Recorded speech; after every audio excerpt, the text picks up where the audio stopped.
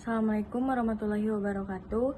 Perkenalkan, nama saya Nizanaya Kalea dengan NPM 2510295. Di sini saya akan mempresentasikan materi Pancasila tentang Pancasila dalam konteks sejarah bangsa Indonesia.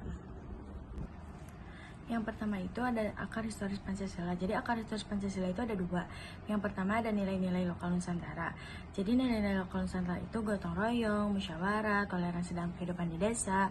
Sistemnya itu kerajaan dan hukum adat yang menekankan keseimbangan serta keadilan. Lalu yang kedua ada masa penjajahan. Jadi masa penjajahan ini penindasan kolonial menumbuhkan semangat persatuan inti suku dan agama. Lahir organisasi penggerakan modern Budi Utomo tahun 1908, Serikat Islam tahun 1912, dan masih banyak lagi. Lalu selanjutnya ada Pancasila dalam dinamika perjuangan kemerdekaan. Yang pertama ada Sumpah Pemuda. Yang kedua ada BPUPKI dan Sidang 1 Juni 1945. Yang ketiga ada Piagam Jakarta 22 Juni 1945. Dan yang terakhir ada Proklamasi 17 Agustus 1945 dan UUD 1945. Selanjutnya ada Pancasila pasca kemerdekaan. Yang pertama ada masa revolusi tahun 1945 sampai dengan 1949. Jadi yang dimaksud yaitu Pancasila menjadi sumber semangat perjuangan mempertahankan kemerdekaan meski penerapannya masih simbolik karena kondisi negara belum stabil. Yang kedua ada demokrasi liberal dan terpimpin. Kalau liberal itu terjadi tarik-menarik ideologi, sedangkan demokrasi terpimpin Pancasila ditafsirkan sesuai garis politik Soekarno atau Nasakom. Yang ketiga ada Orde Baru. Orde Baru itu Pancasila dijadikan asas tunggal dan diterapkan secara indoktrinatif. Nilai-nilainya dipakai untuk legitimasi kekuasaan, bukan untuk mendukung kehidupan demokratis. Yang terakhir ada reformasi hingga kini. Pancasila direaktualisasi sebagai dasar etika politik dan pedoman persatuan. Fokusnya menyesuaikan Pancasila dengan tantangan baru seperti globalisasi, demokrasi digital, dan ancaman nasionalisme. Setelah itu ada akar nilai dalam tradisi Nusantara. Nilai-nilai yang kemudian dikenal sebagai sila Pancasila sudah lama hidup dalam masyarakat Indonesia. Yang pertama ada ketuhanan, tercermin dalam kepercayaan dan agama lokal. Yang kedua ada kemanusiaan, tampak dalam adat gotong royong dan solidaritas. Yang ketiga ada persatuan, lahir dari ikatan suku dan semangat Nusantara. Yang keempat ada kerakyatan atau musyawarah, berkembang dalam sistem pemerintahan desa. Dan yang terakhir ada keadilan sosial, terlibat dari pembagian hasil bersama dalam masyarakat agraris. Lalu ada perumusan resmi di BPUPKI tanggal 29 Mei sampai 1 Juni 1945. Usulan dasar negara oleh Muhammad Yamin tanggal 29 Mei 1945. Pada sidang pertama BPUPKI, Muhammad Yamin menjadi salah satu tokoh yang paling awal mengajukan konsep dasar negara Indonesia Merdeka. Gagasannya muncul dalam dua bentuk. Yang pertama ada usulan lisan atau pidato, dan yang kedua ada usulan tertulis atau naskah rancangan UUD. Usulan tertulis. Yang dimaksud dengan usulan lisan, dalam pidatonya, Yamin menawarkan 5 asas yang mencerminkan perpaduan antara nilai kebangsaan, moralitas, dan cita-cita demokrasi sosial. Yang pertama ada peri kebangsaan, menegaskan semangat persatuan nasional sebagai identitas kolektif bangsa Indonesia yang melihat bangsa sebagai komunitas politik yang harus bersatu melampaui ikatan suku maupun daerah. Yang kedua ada peri kemanusiaan, menunjukkan bahwa negara Indonesia harus menjunjung tinggi nilai kemanusiaan universal, termasuk penghormatan terhadap hak, martabat, dan persamaan manusia. Yang ketiga ada peri ketuhanan, mengikuti bahwa bangsa Indonesia memiliki religiusitas kuat sehingga negara perlu berdiri di atas nilai keutuhan tanpa memihak agama tertentu. Yang keempat ada kesejahteraan rakyat, menekankan tujuan negara untuk mewujudkan keadilan ekonomi dan kemakmuran yang merata, bukan sekadar kemerdekaan politik. Yang kedua ada usulan tertulis, naskah rancangan UUD Republik Indonesia. Usulan tertulis yang lebih sistematis dan mendekati rumusan Pancasila yang ditetapkan tanggal 18 Agustus 1945. 5 asasnya, yang pertama, ketuhanan yang Maha Esa. Formulasi ini lebih tegas dan monoteistik dibanding versi lisannya, mencerminkan upaya menyatukan berbagai pandangan keagamaan. Yang kedua ada kebangsaan persatuan Indonesia, menekankan Indonesia sebagai satu negara berdaulat yang dibangun atas persatuan seluruh unsur bangsa.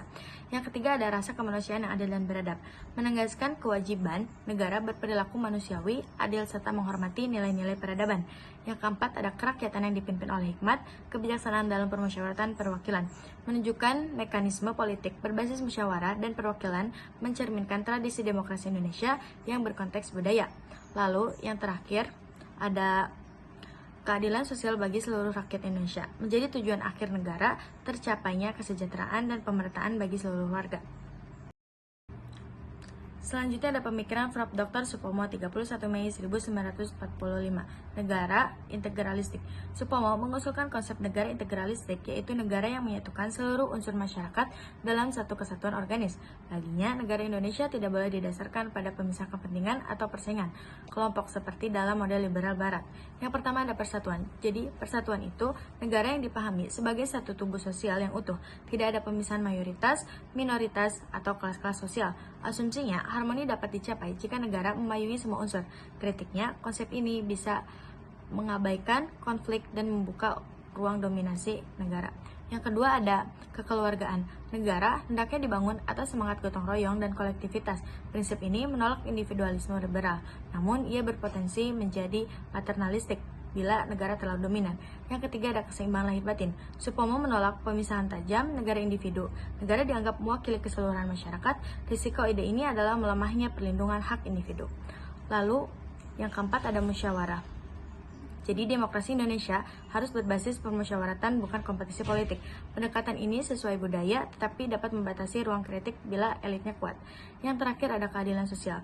Negara wajib menjamin kesejahteraan seluruh rakyat. Gagasan ini kuat secara moral, tetapi memerlukan mekanisme pengawasan agar tidak berubah menjadi kontrol negara yang berlebihan. Lalu ada usulan dasar negara oleh Insinyur Soekarno 1 Juni 1945. Dalam pidato sejarahnya, Soekarno pertama kali memperkenalkan istilah Pancasila sebagai dasar negara. Ia merumuskan 5 prinsip yang lahir dari sistematis nilai kebangsaan, kemanusiaan, demokrasi, keadilan sosial, dan religiositas. Yang pertama ada kebangsaan Indonesia. Kebangsaan Indonesia menawarkan nasionalisme inklusif yang menyatukan seluruh kelompok Nusantara dalam satu negara berdaulat. Yang kedua ada internasionalisme atau perikemanusiaan, menegaskan bahwa nasionalisme harus berjalan selaras dengan nilai kemanusiaan universal agar tidak berubah menjadi klauvinisme. Yang ketiga ada mufakat atau demokrasi, mendorong demokrasi permusyawarahan berbasis budaya Indonesia, bukan demokrasi liberal yang hanya mengendalikan voting. Yang keempat ada kesejahteraan sosial. Jadi, kesejahteraan sosial menekankan negara berperan aktif menciptakan keadilan ekonomi dan menghapus eksploitasi sebagai bagian dari cita-cita demokrasi sosial. Yang kelima ada ketuhanan, mengusulkan kehidupan yang beragama, yang toleran dan menghargai keberagaman, atau ketuhanan yang berkebudayaan. Jadi, intinya pidato 1 Juni menjadi fondasi dalam Pancasila dan menawarkan dasar negara yang mampu menyatukan berbagai kekuatan politik dan sosial Indonesia. Lalu selanjutnya ada Trisila. Yang pertama ada sosionasionalisme, merupakan perpaduan nasionalisme Indonesia dengan nilai kemanusiaan universal.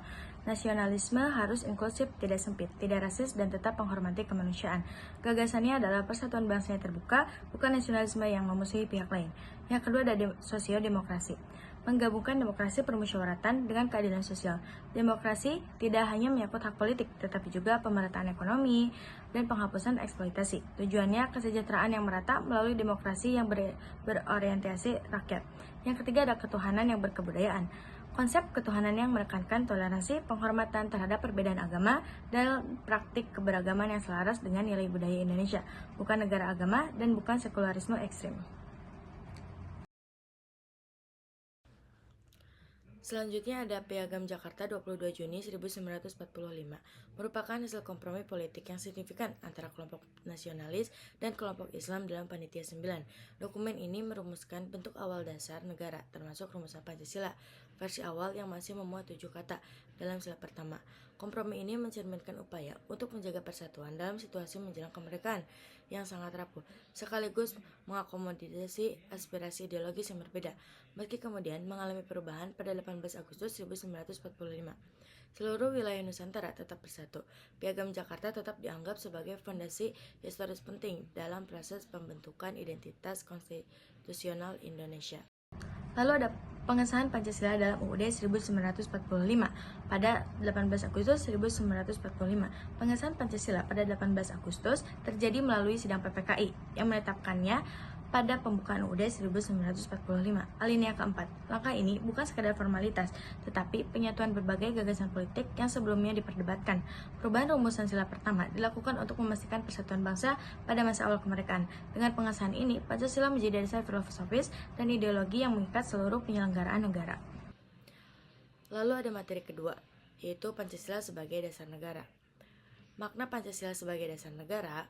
Pancasila sebagai dasar negara dimaksudkan sebagai dasar filsafat negara atau dasar filsafat dari negara. Dalam hal ini, Pancasila dipergunakan sebagai dasar mengatur penyelenggaraan bernegara.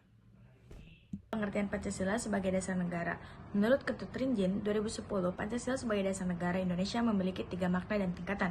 Yang pertama ada abstrak universal. Sebagai dasar negara yang bersifat fundamental dan mendasar, Pancasila pada level ini tercantum di pembukaan UUD 1945 dan bersifat ideal serta universal. Yang kedua ada pedoman penyelenggaraan negara atau umum kolektif sebagai kerangka umum bagi struktur dan sistem pemerintahan dan tata urusan kenegaraan yang tercermin di batang tubuh UUD 1945.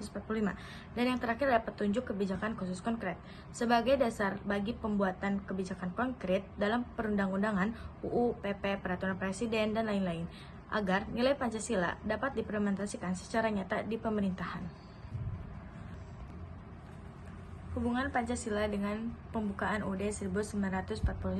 Yang pertama ada rumusan resmi Pancasila terdapat dalam alinea keempat pembukaan, sehingga pembukaan menjadi dasar konstitusional yang menetapkan Pancasila sebagai dasar negara. Yang kedua, pembukaan memberi kedudukan hukum tertinggi pada Pancasila, menjadikannya sumber dari segala sumber hukum nasional. Yang ketiga, ada pembukaan berfungsi sebagai jembatan yang mengubah nilai filosofis Pancasila menjadi tujuan dan arah penyelenggaraan negara. Yang keempat, ada pembukaan menjadi rujukan utama penafsiran Pancasila. Meskipun sebagian ahli menilai tafsirnya tetap harus terbuka dan dinamis.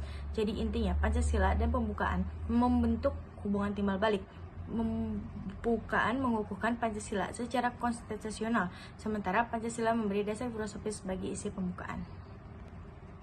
Pembukaan UUD 1945 merupakan sumber hukum tertinggi.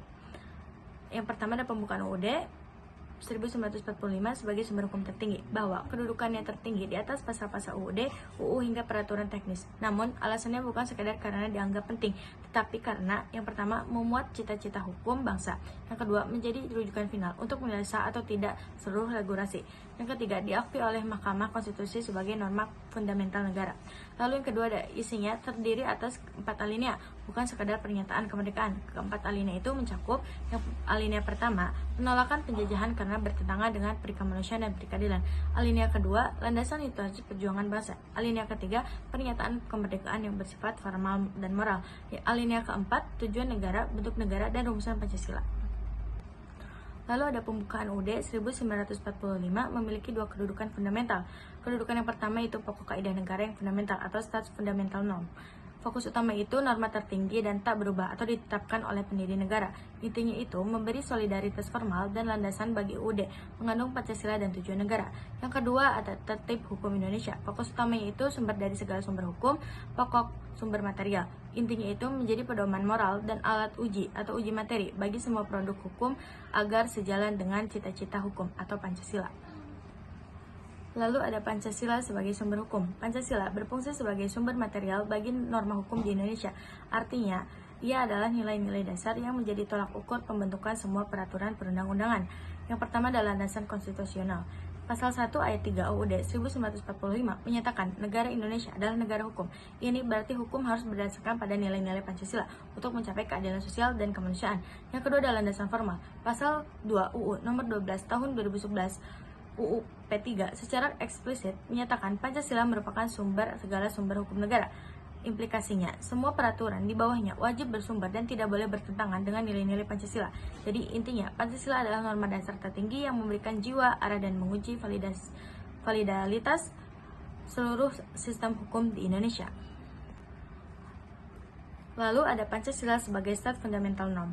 Pancasila, ketuhanan, kemanusiaan, persatuan, kerakyatan, keadilan adalah norma fundamental negara atau stat fundamental norm Indonesia. Definisinya itu, Pancasila adalah unsur pokok kaidah fundamental yang merupakan asal kerohanian negara dan memiliki kedudukan istimewa dalam hidup kenegaraan hukum. Kedudukannya itu adalah norma tertinggi dan segala sumber hukum yang menentukan validitas dan arah dari UUD 1945 dan seluruh peraturan di bawahnya. Implikasinya itu, Pancasila adalah cita hukum atau reside yang menjiwai semua hukum dan tidak dapat diubah, karena mengubahnya berarti membubarkan negara. Lalu ada peta konsep nilai dan norma Pancasila. Yang pertama ada nilai etik atau nilai moral. Nilai Pancasila mewujudkan dalam norma-norma tidak tertulis yang mengatur kesusilaan dan moralitas, yaitu agama. Norma bersumber dari wahyu Tuhan atau sanksi spiritual. Kedua ada kesopanan atau kesusilaan, yaitu norma bersumber dari tata krama dan hati nurani atau sanksi sosial atau teguran. Yang kedua ada norma hukum. Nilai Pancasila diwujudkan dalam kaidah tertulis yang bersifat memaksa. Norma bersumber dari peraturan perundang-undangan resmi atau sanksi tegas atau paksaan negara. Intinya, Pancasila adalah sumber moral dan etika serta sumber hukum yang mengatur seluruh dimensi kehidupan warga negara Indonesia, baik secara pribadi atau etik maupun publik atau hukum. Lalu penjabaran Pancasila dalam pasal UUD 1945. Pancasila sebagai dasar negara dapat disebut sebagai yang pertama ada norma tertinggi. Jadi norma tertinggi itu Pancasila berada di puncak hierarki norma hukum nasional, atau implikasinya itu semua peraturan UU, PP, Perda harus berinduk dan tidak boleh bertentangan dengan nilai-nilai Pancasila. Yang kedua ada norma pertama. Ia adalah norma yang menjadi sumber awal dan memberikan validasi tinggi seluruh norma hukum di bawahnya, termasuk batang tubuh UUD 1945. Yang ketiga ada cita hukum. Pancasila adalah gagasan ideal tentang keadilan, moral, dan ketertiban yang harus diwujudkan oleh seluruh produk hukum di Indonesia. Fungsinya itu menjadi kompas moral dan etika bagi pembentuk undang-undang. Lalu, yang keempat, ada unsur pokok kaidah negara atau fundamental. Stat fundamental norm. Pancasila adalah inti filosofis dari pembukaan UUD 1945. Karakteristiknya itu tidak dapat diubah menjadi eksistensi dan identitas negara Republik Indonesia. Terima kasih. Mungkin cukup sekian presentasi dari saya. Wassalamualaikum warahmatullahi wabarakatuh.